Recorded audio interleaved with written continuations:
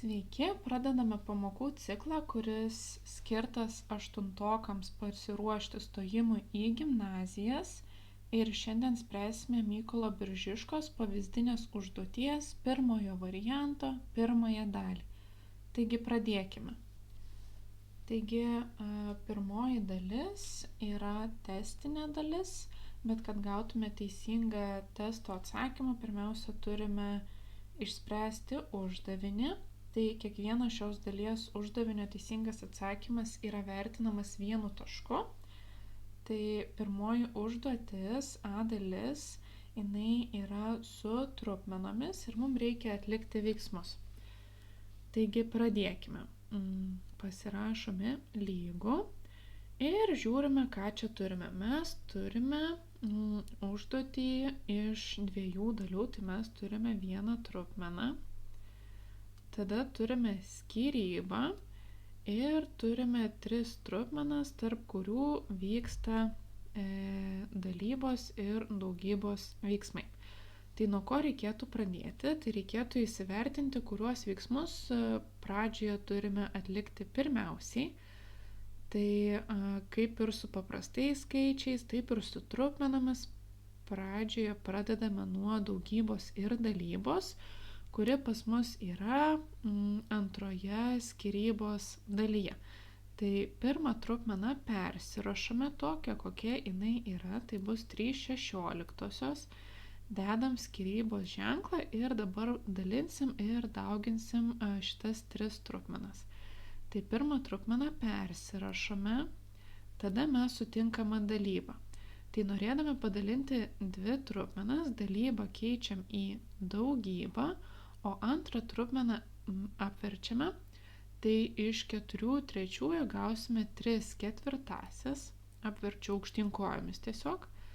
Tuomet mes turime daugybą ir turėtume dauginti iš 2, bet kad mums būtų paprasčiau ir visos trupmenos atrodytų vienodai, tai 2 pasirašysiu kaip 2 pirmąsias, nes mums tas vienetas vardiklėje nieko nei prideda, nei atima, tiesiog pakeičia vizualiai vaizdą ir mes turime trupmeną.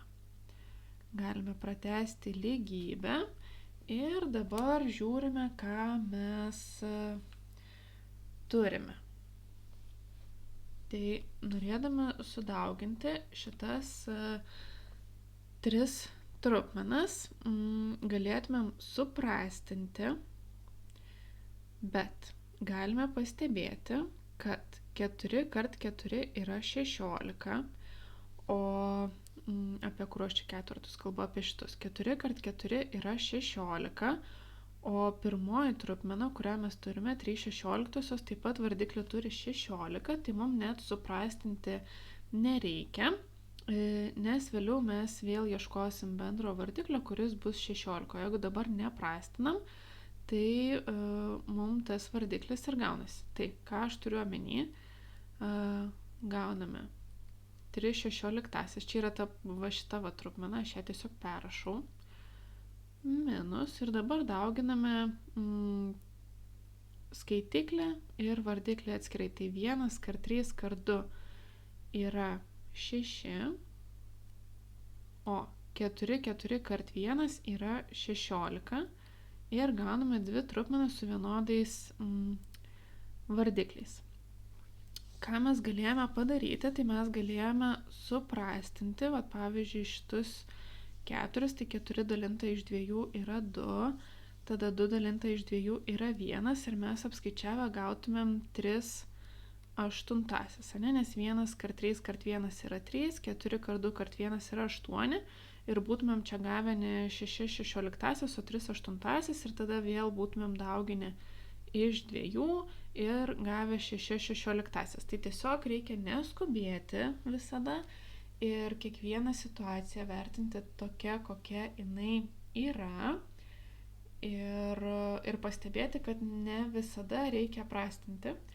Tai grįžtam prie mūsų užduoties ir ką mes čia turim. Dabar turim skyrybą tarp 2 trupmenų. Tai pirmiausia, ką reiktų padaryti, tai susivienodinti vardiklius. Vardiklis pas mus jau yra vienodas, jis yra 16. Tai 3 minus 6. 3 minus 6 yra minus 3, o vardiklis lieka nepakitęs. 16. Dabar ar 3 ir 16 dalinasi? Tai ne. Tai atsakymas būtų minus 3 šešioliktosios. Jeigu turime minusą arba skaitiklyje, arba vardiklyje, tai jį iškeliame prieš visą trupmeną. Ir dabar galime pasirinkti atsakymą. Tai buvo pateikti 5 atsakymai ir kuris mums čia tinka. Mums tinka atsakymas B. Ir mūsų užduotyje prašė pasirinktą atsakymo raidę apibraukite, tai mes ir apibraukiam. Jeigu nebūtų to pasakyta, tai mums reikėtų užpildyti, kad atsakymas yra B. Tai va, susitvarkiam su pirma užduotimi, jau turime 1 tašką, eikime toliau. Štai antra užduotis, mums reikia skliaustelius pakelti kvadratu. Tai mes turime 2 trupmenas, kurios yra skirtingo formato. Tai mums pradžiai reikės susivienodinti tą formatą, sudėti ir tada pakelsim kvadratu. Tai mums gali iš karto matytis, kad 3/4 ir 25/100 sudėjus kartu yra 1, bet jeigu nesimato, ką tada daryti? Tarkim, turime kažkokias kitokias trupmenas, tai galim pabandyti jas susivienodinti, tai pabandykim jas susivienodinti, kad jos būtų paprastos trupmenos. Tai pirmą trupmeną perrašau, bus 3/4 plus, dabar kaip dešimtainę trupmeną užsirašyti kaip paprastą trupmeną, tai viską, kas yra, štai čia užsirašau į skaitiklį, tai yra 25. O ką vardiklį tada rašyti? Tai vardiklį rašau vienetuką ir tiek nulių, kiek buvo skaičių po kablelio. Tai jeigu buvo 2 skaičiai po kablelio, reiškia bus 2 nuliukai. Dabar, jeigu mes norime šitas 2 trupmenas sudėti, tai mums reikės jas susibendra vardiklint. Kaip mums pasidaryti iš 1/4, tai mums reikia jį padauginti iš 25, tai mes visą trupmeną dauginsim iš 25 ir skaitiklį, ir vardiklį. Tai 3 kart 25 ir 4 kart 25, tai mums trupmenos reikšmės nepakeis, jos pakeis tik tai išvaizdą, tai reiškia gausim tą patį santykį, tik gautą iš kitų skaičių. Tai antrą trupmeną perrašau, čia po to kelsim kvadratu. Tai 3 kart 25 yra 75, 4 kart 25 yra 100, mes to ir norėjom. Tada antrą trupmeną perrašau ir kelsim kvadratu, dar parodysiu tarpinį veiksmą. Tai viską rašom ant bendro brūkšnio, bendras vardiklis yra 100, 75 plus 25, kelsim kvadratu ir ką mes gaunam? Gaunam 100,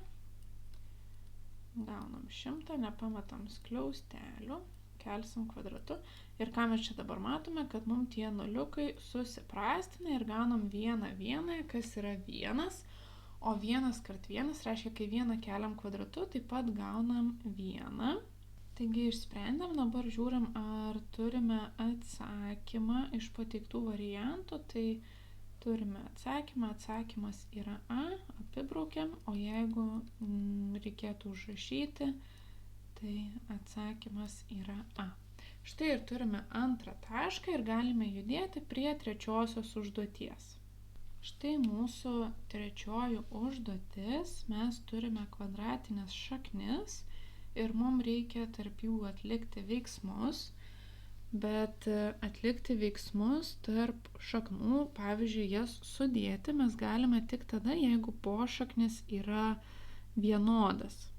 Tai lygiai taip pat kaip yra su šiaisiais nariais, tai pavyzdžiui, jeigu turime 2x plus 3y plus 5z z, tai mes nieko negalime padaryti, nes tie skaičiai 2, 3 ir 5 turi skirtingą dauginamąjį šalia, tai x, y ir z raideles. Tai mums dabar lygiai tas pats yra ir su šaknimis. Jeigu mes, tarkim, turime 2 šaknis iš 2 plus 3 šaknis iš 2, tai ta panašioji dalis yra tokia pati, yra šaknis iš 2 ir mes tada galime sudėti ir gausim 5 šaknis iš 2. Bet štai čia mūsų užduotyje mes dabar neturim panašiųjų narių, tai mums reikia kažkaip susivienodinti. Dabar kaip susivienodinti? Kyla klausimas, tai bandymo būdu ir galim pasižiūrėti, ką mes turime.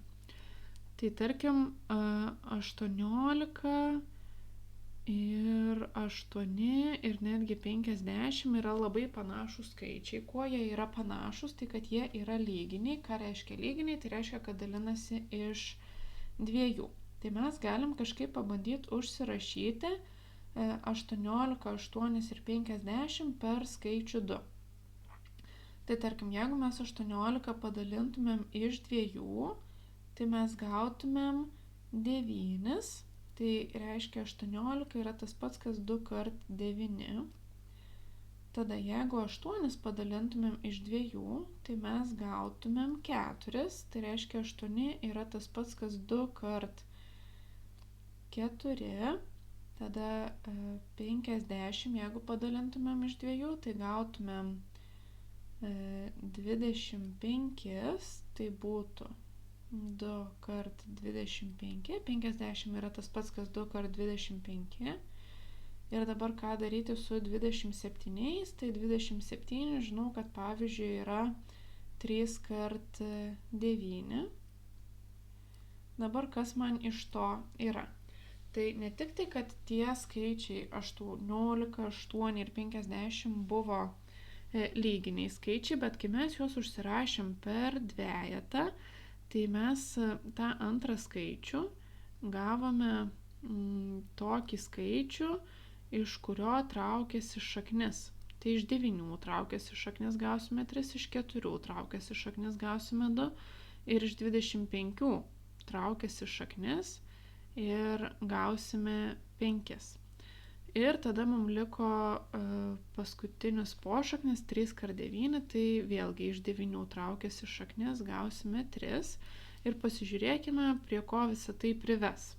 Tai kai turime pošaknyje daugybą, tai mes galime prisiminti, kad yra tokia šaknų savybė, kad kai pošaknyje turime daugybą, tai galime sakyti, kad mes atskirai traukiame šaknį iš vieno skaičiaus ir iš kito skaičiaus. Tai šaknis iš 2 taip ir lieka, o šaknis iš 9 yra 3, tik tai pradžiai mes rašome skaičių, tada rašome šaknį ir to daugybos veiksmo neberašome. Toks susitarimas yra. Čia tas pats lyg būtų 3x. Mes žinome, kad ten yra daugybė, bet mes jos nerašome. Tai dabar taip dalinai ir ištrauksime tas šaknis. Tai 2 kart 9 jau ištraukiau. Papasakau, kaip tai bus 3 šaknis iš 2 minus. Dabar iš 4 šaknis traukiasi, gausim 2. Tai bus 2 šaknis iš 2. Iš 4 ištraukiau šaknį, gavau 2, o po šaknyje liko 2. Tada persirašau pliusiuką. Tai iš 25 ištrauksiu šaknį, gausiu 5, o po šaknyje liks 2. Ir tada žiūrim, iš 9 traukiu šaknį, gaunu 3, o trejetas kitas lieka po šaknyje.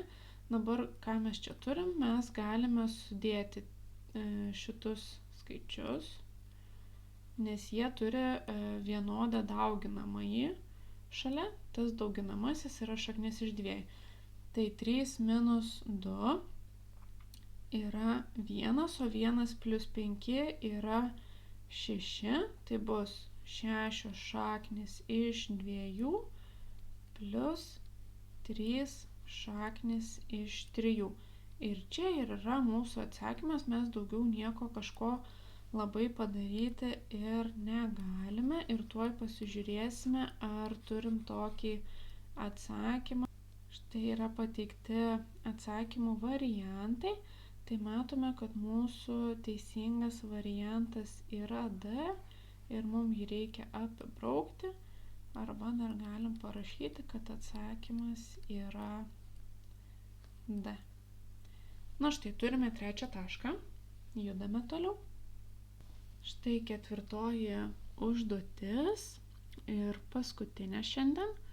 Ir turime trupmeną, turim skliaustelius, turim kėlimą kvadratu ir turim modulį. Tai atrodo, kad čia bus labai sudėtinga, bet iš tikrųjų ne, tiesiog reikia labai atidžiai pasižiūrėti į pačią užduotį. Tai pradedam nuo pradžių. Turime štai didelę trupmeną ir pradėkim tada iš kairės pusės, tai turime štai šitą gražuolį skaičių, minusų jam tikrai netrūksta, tai turim minus 3 pakeltą kvadratu. Tai kai neigiamą skaičių mes kelsim kvadratu, tai mes gausim teigiamą skaičių, nes mes minus 3 dauginsim iš minus 3, minusas ir minusas mums duoda pliusą, tai gausim 9. Bet mes keliam kvadratu tik va šitą minusą, o štai šitas minusas, jisai nesikelia kvadratu, jisai persirašo. Tai gaunam minus 9. Vieną minusą pašalinom, o kitą, tai pašalinam keldami kvadratu, o kitą minusą, kuris buvo priešais, mes perrašom ir niekur jo nepametam. Ir tada einam toliau. Ką mes sutinkam? Turim pliusą, tai pliusą ir perrašom ir tada turim modulį minus 3. Tai prisiminkim, kas yra modulis. Modulis tai yra atstumas tarp dviejų taškų. Tai konkrečiai, jeigu turim skaičių tiesę ir turim 0 ir turim skaičių minus 3, o iš kitos pusės turim skaičių 3, tai modulis yra atstumas nuo minus 3 iki 0. Tai prisimenam, kad atstumas negali būti neigiamas ir jeigu turim modulį minus 3, tai žinom, kad modulis mums suvalgo minusą ir turėsim skaičių 3. Nes mums nėra skirtumo, ar mes važiuojam iš Vilniaus į Kauną ar iš Kauno į Vilnių, mes vis tiek nuvažiuosim 100 km ir mums spidometras nepradės suktis atgal, kai mes važiuosim priešingą kryptimį negu kad atvažiavom. Mes vis tiek nuvažiuosim 100 km. Tai atstumas negali būti neigiamas, modulis yra atstumas, arba galim prisiminti, kad mūsų tie du vertikalūs brūkšniai tiesiog suvalgo tą minusą ir mums jį reikia pasinaikinti. Tai tokia įžanga buvo į modulį, tai prisimenam, kad tie du vertikalūs brūkšniai mums suvalgo minusą, tai vietoj minus 3 tiesiog rašom 3. Dabar ką mes turim vardiklį? Vardiklį turim mes minus 3 pakeltą kvadratu, bet ką mes pastebim, kad prie minus 3, priešingai negu kad buvo skaitiklyje, mes neturim skliaustelių. Štai čia va skaitiklyje mes turėjom skliaustelius ir mums tie skliausteliai pakėlė minusą kvadratu, bet štai čia apačioje mes neturim skliaustelio, ne taip parašyta, parašyta paprastai, kad minus 3 keliam kvadratu, tai reiškia minusas tai tame veiksme nedalyvauja, o kai 3 pakelsim kvadratu, gausim 9. Tai va, daug atidumo reikia, kaip ir sakiau. Judam toliau, rašau minusą ir tada einam prie kitos trupmenos, tai turim vienetą pakeltą kvadratu. Tai kai vieną pakelsim kvadratu, 1 kart 1 yra 1, o 3 tiesiog perrašau.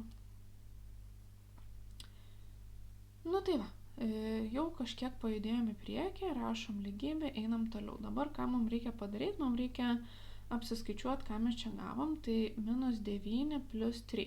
Galim atlikti šitą veiksmą, jau mums niekas netrukdo, nei skliausteliai, nei kvadratai. Tai minus 9 plus 3 yra minus 6. o minus 9 perrašau ir minus 1/3 irgi perrašau.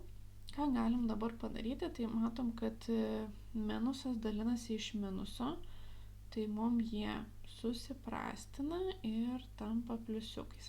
Kai neigiamą dalinu iš neigiamo, lygiai taip pat, kai neigiamą dauginu iš neigiamo, gaunu teigiamą.